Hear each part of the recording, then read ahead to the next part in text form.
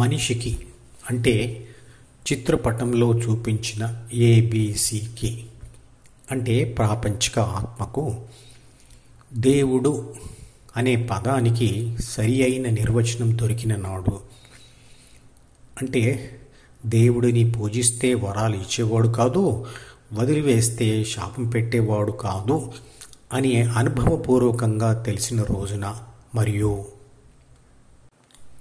దేవుడు విశ్వమంతా వ్యాపించి అన్ని పదార్థాలకు మరియు ఆత్మశక్తితో సహా అన్ని శక్తులకు ఆధారమై నిరాకార స్వరూపుడై నిర్లిప్తముగా తన పనులు తాను చేస్తూ ఉన్నాడు అని అనుభవపూర్వకంగా తెలిసిన రోజున, మరియు ప్రాథమిక మరియు ద్వితీయ మనసులను వదిలిన తర్వాత తాను దేవుడు అనుకుంటున్న రాముడు లేదా కృష్ణుడి కంటే తాను భిన్నంగా లేను అని తెలిసిన రోజున దేవుడి యొక్క అవసరం ఉండదు.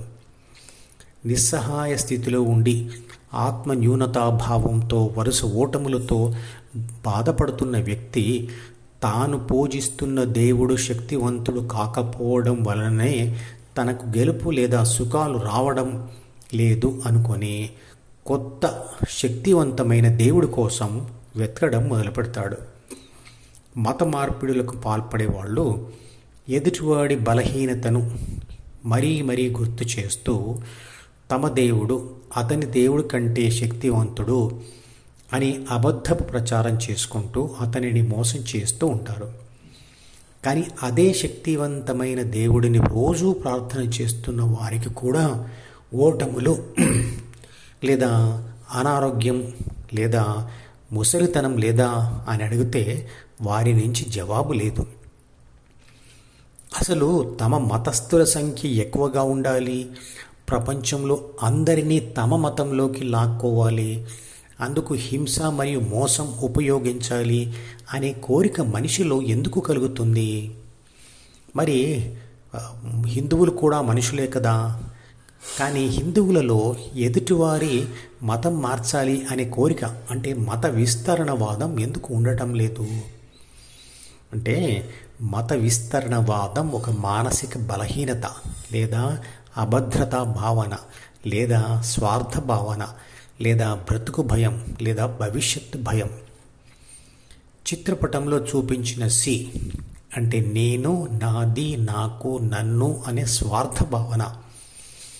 అది బలహీనంగా ఉన్నవారిలో అంటే ఆత్మ న్యూనతాభావం ఉన్నవారిలో మందబలం కావాలనే కోరిక ఎక్కువగా ఉంటుంది.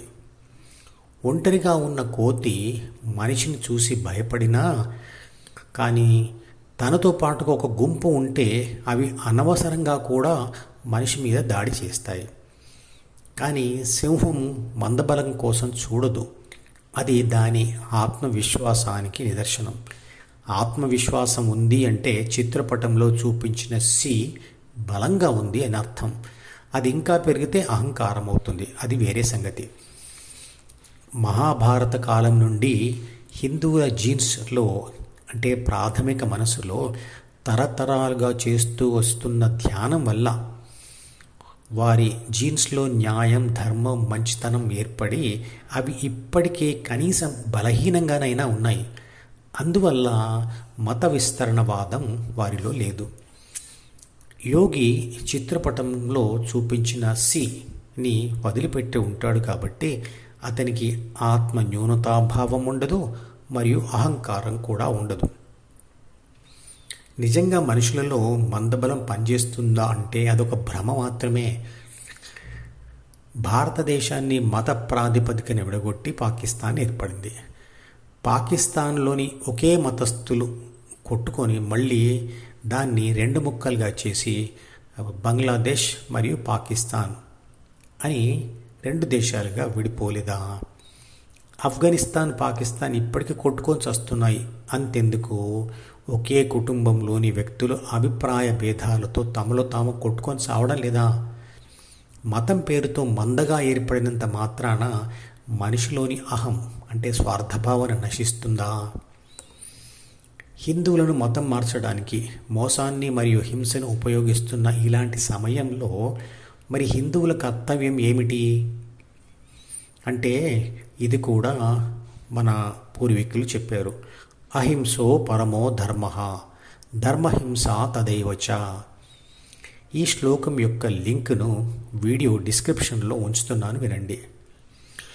తమ బ్రతుకేదో తాము బతుకుతున్న తేనె పుట్ట మీద రాయి విసిరితే ఆ తేనెటీగలన్నీ కలిసి ఏం చేస్తాయి?